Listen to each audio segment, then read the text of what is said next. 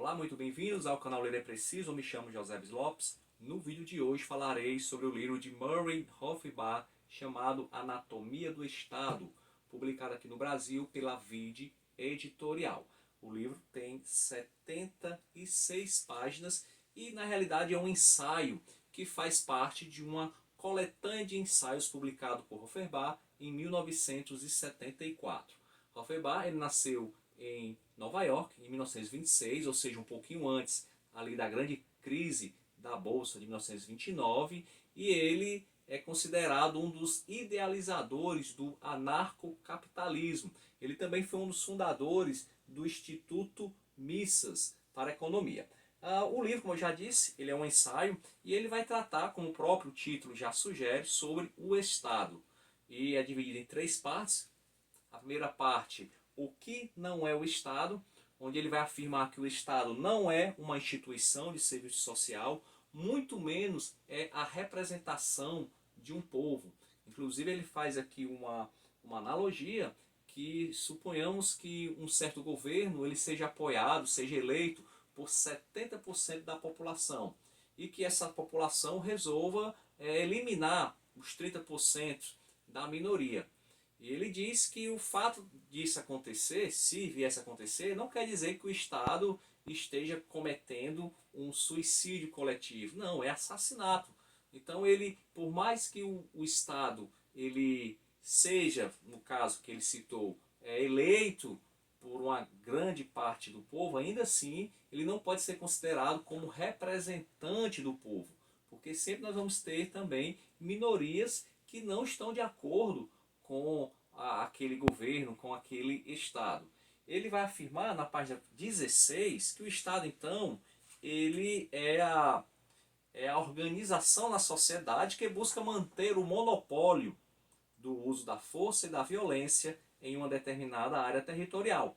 Especificamente, é a única organização na sociedade que obtém sua receita não pela contribuição voluntária ou pelo pagamento por serviços providos, mas através da coerção.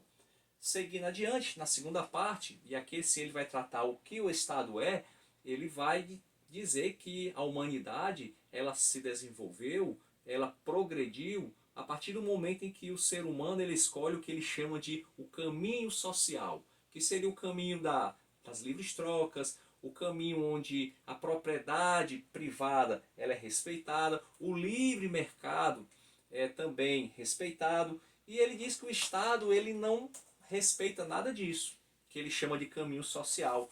Ele vai dizer que o Estado ele é criado pela exploração e pela conquista. E ele cita mais uma historinha, que esse livro aqui ele tem muitas essas analogias. Ele pede para a gente imaginar um certo território chamado de Ruritânia do Sul. Na página 24 ele fala o seguinte: é assim que se inicia, é assim que nasce o Estado, segundo o Rothbard. Imagine nas montanhas da Ruritânia do Sul, um grupo de bandidos se organiza para obter o controle físico do território. E finalmente o chefe do grupo se autoproclama rei do governo soberano e independente da Ruritânia do Sul. E se ele e seus homens tiverem a força para manter tal domínio por algum tempo, pasmem, um novo Estado se uniu à família das nações e os que antes eram meros bandidos se transformaram na nobreza legítima do reino. Então o Estado, segundo o autor do livro, ele nasce não pelo contrato social entre os povos, mas pela conquista. E finalizando, na terceira parte, como o Estado se eterniza, para mim a melhor parte do livro, ele vai dizer que o Estado ele utiliza de dois métodos para se eternizar. O primeiro método é o método de conceder privilégios a uma minoria, a uma elite que vai apoiar o Estado. Digamos assim, por mais forte que seja um governo, ele precisa que uma base de sustentação, uma elite que sustente. E para isso ele tem que conceder privilégios econômicos. E o segundo método, porque essa base ela não é capaz de suportar todo o Estado, então é necessário também que se convença as grandes massas. O segundo método é da ideologia.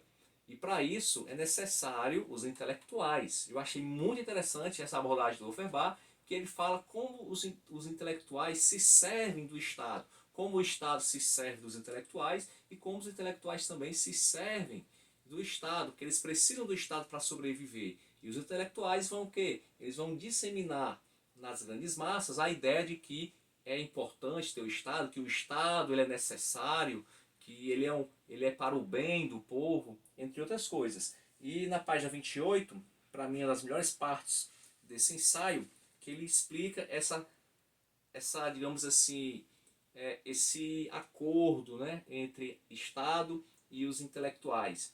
É evidente que o Estado precisa de intelectuais. Não é tão evidente porque os intelectuais precisam do Estado. Posto de forma simples, podemos afirmar que o sustento dos intelectuais no livre mercado nunca está garantido, pois o intelectual depende dos valores das escolhas das massas, de seus compatriotas, e é precisamente uma característica das massas o desinteresse por assuntos intelectuais.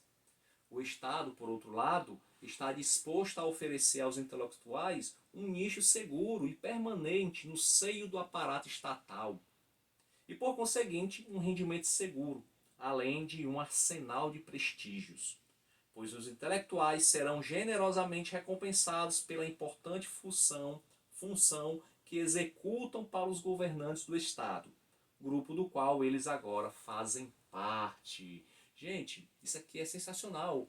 Tomando aqui o exemplo do Brasil, até mesmo na Europa, dos países do Ocidente, é incrível como os intelectuais amam o Estado. Ainda que o Estado, muitas vezes, eles tirem a certa liberdade, dependendo do Estado, né? Uns outros menos, mas o Estado ele acaba tirando a liberdade dos indivíduos. Mesmo assim, os intelectuais amam o Estado, porque se for deixar para o livre mercado, os intelectuais estão perdidos. As grandes massas, o povão, está pouco se lixando para o que os intelectuais pensam ou escrevem. A maioria deles estão ali nas suas torres de marfim, nos seus escritórios, nas universidades, totalmente desvinculados à realidade do dia a dia, do homem, da mulher comum. Então, pelo livre mercado, os intelectuais estão fritos. Então é necessário que o Estado dê generosas contribuições. O intelectual ele ama sugar na teta estatal, digamos assim. Então é importante para os intelectuais que o Estado ele permaneça forte. E aí eu acrescento aqui também não só os intelectuais, mas também os artistas. Né? Os artistas, via de regra, também o povão não dá a mínima, porque os artistas escrevem, publicam. Então, é necessário o Estado ali com seus benefícios, com seus privilégios. E assim o Estado vai se perpetuando. Outras ideias que também ajudam a eternizar o Estado é o patriotismo. Essa ideia de que a própria nação é o povo é a nação. Quando dois governantes brigam, na realidade não são dois governantes, mas são dois povos que estão lutando. Então essa ideia, ela também é muito usada pelos governantes e o Estado acaba se perpetuando através dessa ideia. A tradição e também as ideias coletivistas, né, que diminuem a importância do indivíduo e exaltam a importância da coletividade, da nação, digamos assim. Tá? Então é um livro bem curto, é um livro simples. Eu até imagino que se você já tem uma certa familiaridade com o assunto, talvez não valha a pena você comprar esse livro, mas se você está começando agora a estudar, compre, porque é bem básico. Eu até penso que o Hoffenbach, pela importância que ele tem no movimento libertário, anarcocapitalista, ele deve desenvolver a sua ideia contra o Estado de uma maneira mais complexa. Porque aqui está bem simples mesmo, então é um livro que é bem introdutório. No meu modo de ver, é um assunto que eu ainda não tenho assim, uma posição formada. Eu penso que o Estado, isso é um pensamento meu hoje, fevereiro de 2023. Eu penso que o Estado, com todos os seus problemas que conhecemos, no meu modo de ver, é um mal necessário ainda. Eu não sei se o anarquismo ou o anarcocapitalismo, não sei se seria a melhor das opções, mas repito, É um pensamento de uma pessoa ainda bastante leiga no assunto, tá? Trouxe aqui de forma imparcial o que Hofferbach pensava, escreveu e tudo na minha opinião. E você, o que você acha? Você acha que o Estado ele é bom ou não é bom, mas é um mal necessário ou não?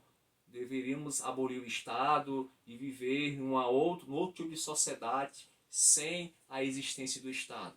Comenta aí, dê a sua opinião. E se você ficou até aqui, se você gostou do vídeo, peço que você se inscreva no canal e dê um like no vídeo.